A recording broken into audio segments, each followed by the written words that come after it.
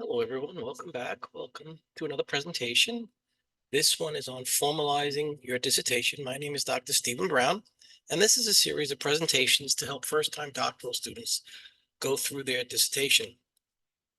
Before we get into this one, I would recommend there are two previous presentations. One's on topic and one's on problems. I do recommend highly that you review them because then this presentation is like a continuation of them. So let's begin. As this on the left side, you're a dissertation student. You're in a specialization. You're very technical, very hands-on.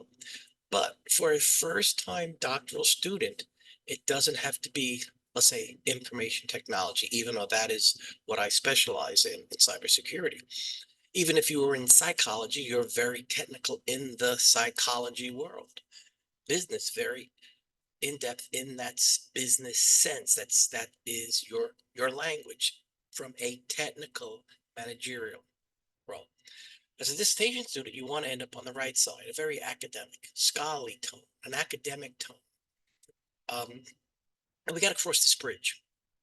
So this presentation is kind of like a how to get across that bridge. Feel like a bridge with a toll booth or something. You have to get from one side to the other. It is not an easy endeavor because it's a new skill. And like anything else, it takes time for the new skill to develop. But you can do it. You can do it. I always tell my students 20 minutes a day and you can come up with a dissertation. I choose my team. My team, I just chose sports. I just picked it up out of the top of my head. And like I said in my earlier presentations, when I mentor students in some very high technical areas like cybersecurity or IoT or blockchain or things like that, as I begin to talk to them about the research components, they're really like 3 or 4 steps ahead. How do I apply this to IT? How do I apply this to blockchain? I don't want that. I want them to relax. I just want an open mind and just to absorb what the fundamental steps are for research. Okay. So I pick sports. There's actually a very big body of literature around sports. Just look up the NFL and concussions. So the initial feel, taste, sense of a topic, and we talked about this in the first presentation, cybersecurity, IoT, blockchain. It's the first taste of it. Now, another thing to coffee. How often do you hear coffee is a new report? It's good for you. It's bad for you. The longer you cook it, the type of bean, um, the way it's prepared, right? So you can do a lot of research in the same topic as a fellow mentee. So never worry about that. You could have 1,000 students doing cybersecurity dissertations all on the same topic, but they're gonna look at it just a little bit way. So all research, when I recommend a dissertation, start somewhere. They start at the beginning. It's how you proceed that makes it very important. So again, sports is a very big topic, and there is a number of scholarly journals in the literature of sports. Notice something. I went from my team something to my team is ineffective. You'll notice that you start to change as you begin to read the literature and pull things from the literature, pull uh, assumptions, you're pulling, people imply something, you're reading between the lines. Your narrative will begin to come up with a more scholarly term.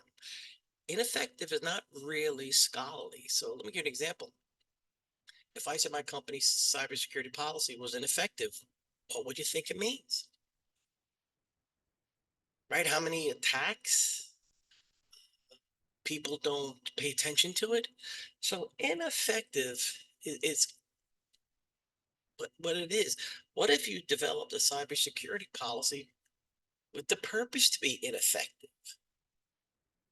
Well, if you think of honeypots, which are like traps for attackers, then maybe it is effective. So a security policy that was done it effectively was meant to be ineffective that people could break in.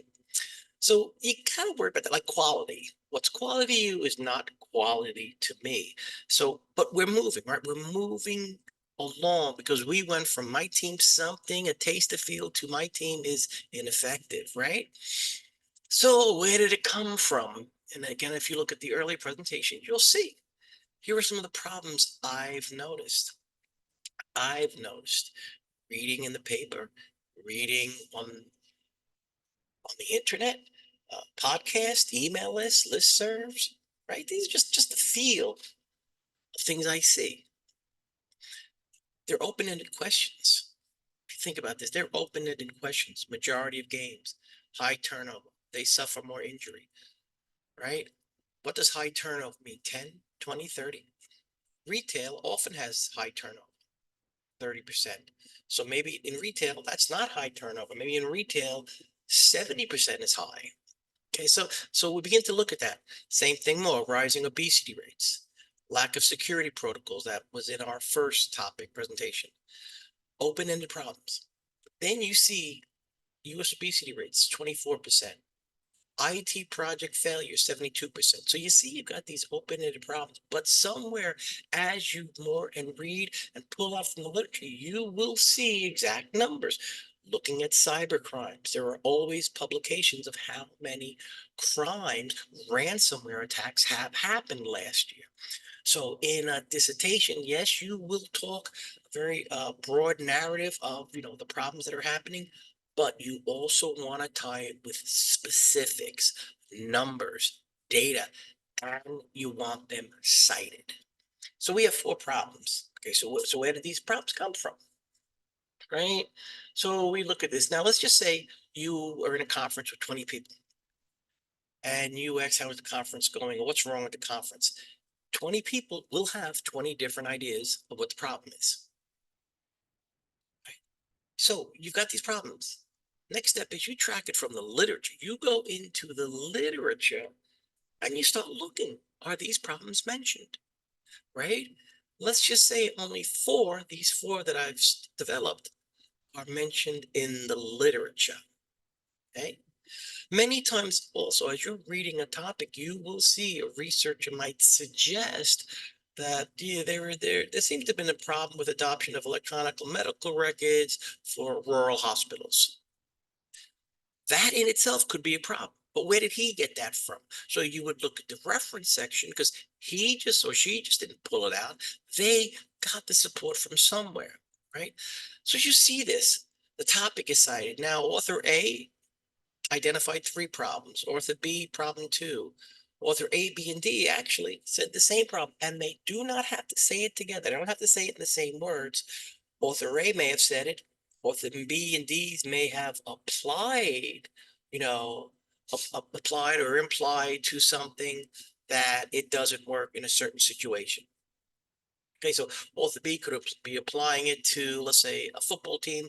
Author D could be applying it to an organizational team. But you get the idea that they're all beginning to agree, yeah, some teams don't work together. And that's the important part of it. Many times it's not stated, but you have to pull it. I like to think of, like I said, Sherlock Holmes. I mentioned that in my problem presentation, in that you got to read between the lines. Okay? So we're going to see this. All right. So now we have these four problems, these authors. And I go back to the literature and I try to figure out, all right, so what could be some of the reasons for these problems? Why do they lose so many games? Why does a team not work together? No, it's very easy. If you found P1, they lose over the majority of the games, author A said it, he said it somehow. He got support from somewhere. What did he cite? Who did he cite? Where is his references? Go into his references and you would be amazed at how many others have said the same thing. So let the literature guide you. Okay. Perhaps I'm reading this and author A mentioned management. Or author A says majority of games and author B says it's management. So you see what I mean? They can mix and match, talk about different problems, suggestions, and they say management. All right.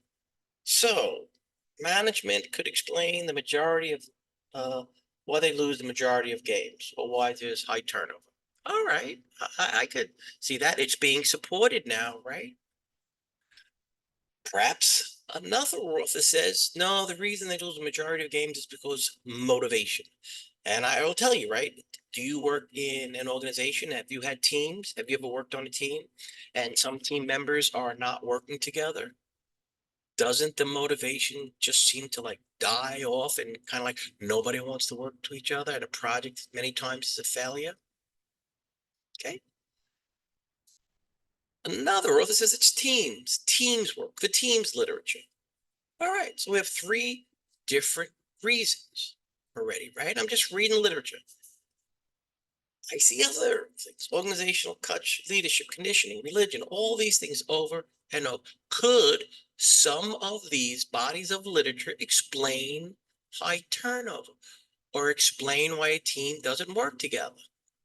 Guess what? It goes on more and more and more, right?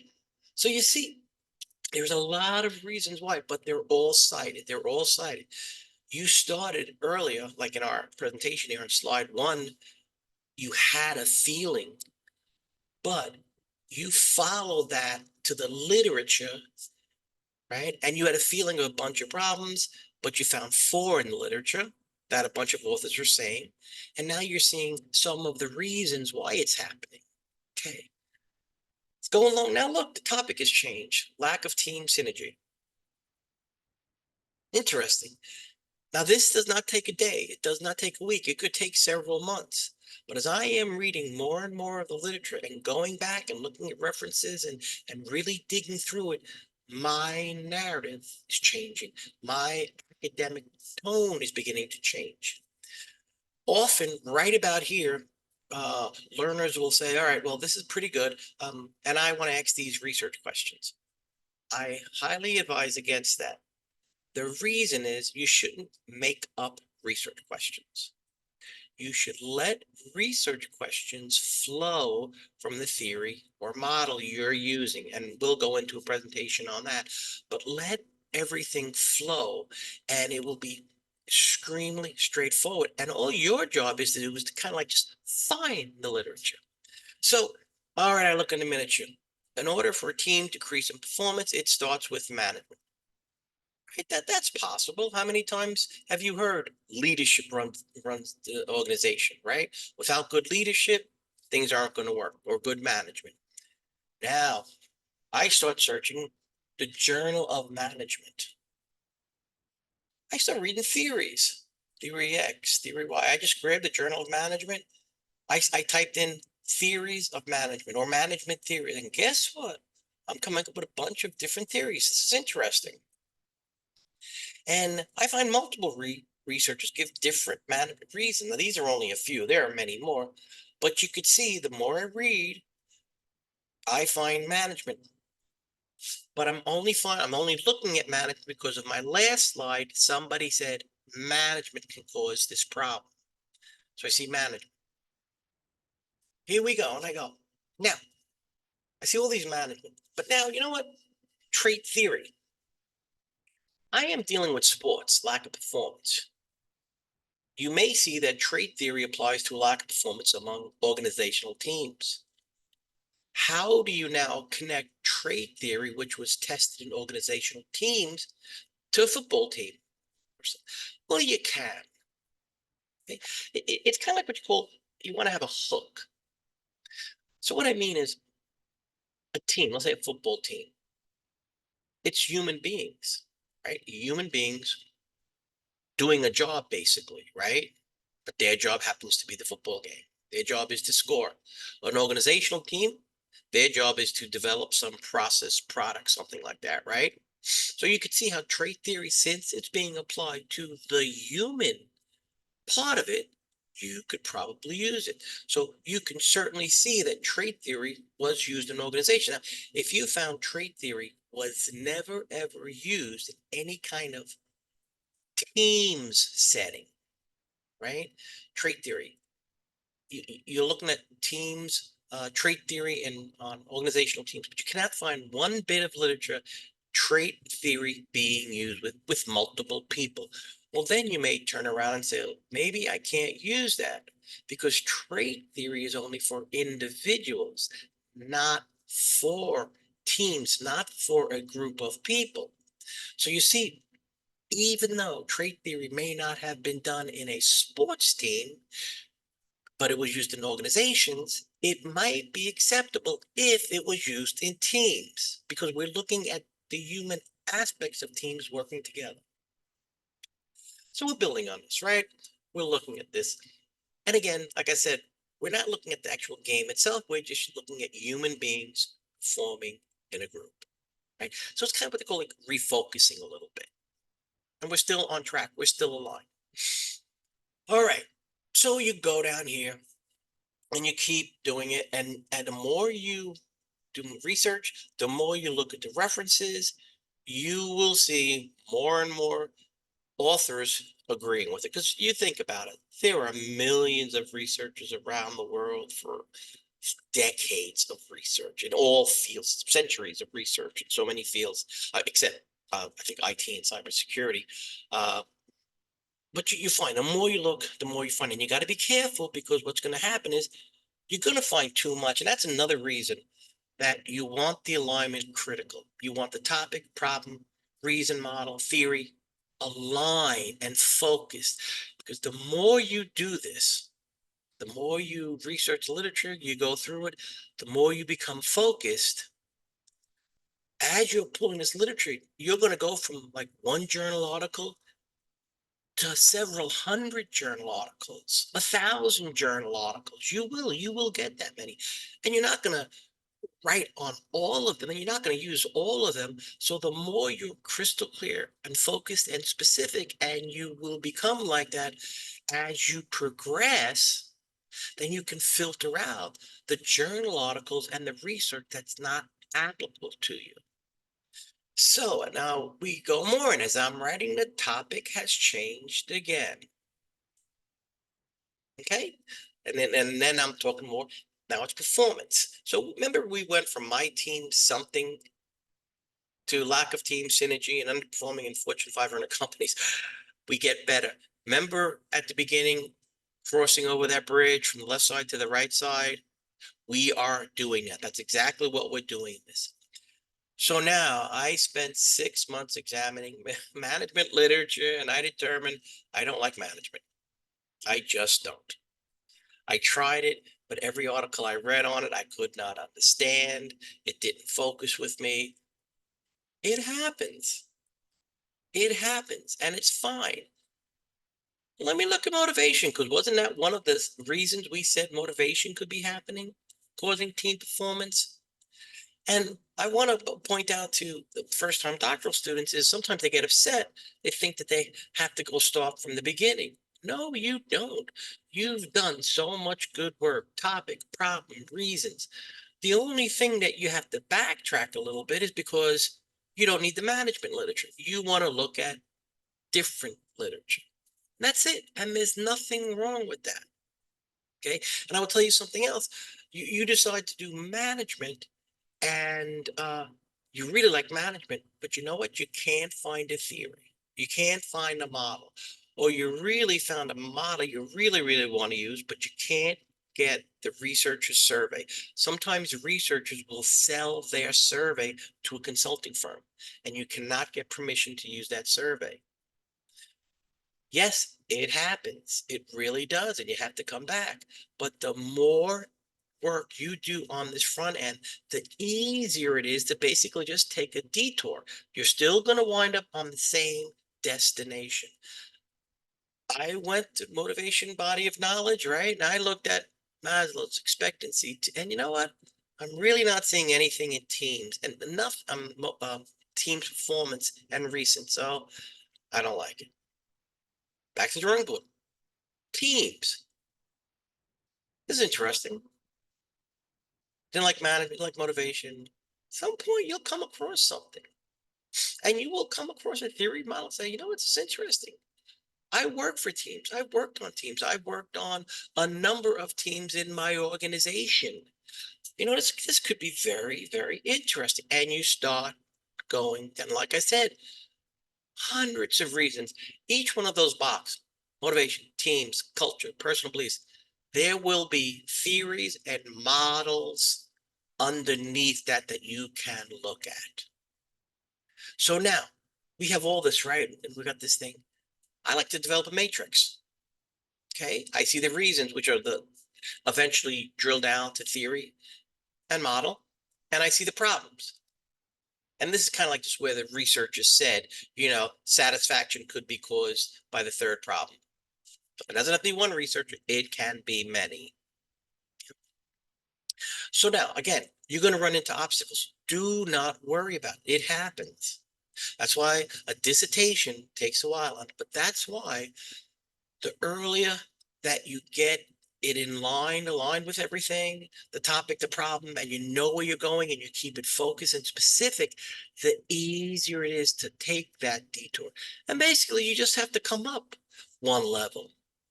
You don't want to use management, come back up to teams. You don't want to teams, come back up to satisfaction or motivation or conditioning. All right. So again, don't worry about that, but just keep focused on that. All right. I decided teams, P4.